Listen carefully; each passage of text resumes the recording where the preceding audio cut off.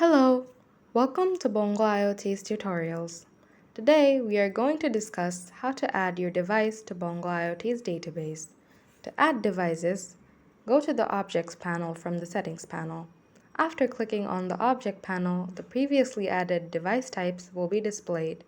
To add a new device from here, a pop-up window will appear by clicking on the Add New option below.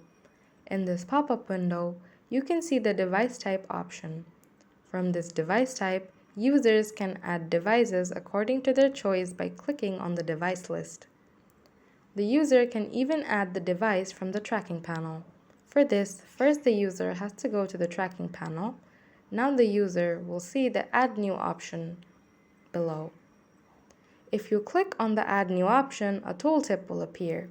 Then, if you go to the General Object Add panel, you will see an option which is Device Types. From this option, you can add the device as per your wish. Thank you.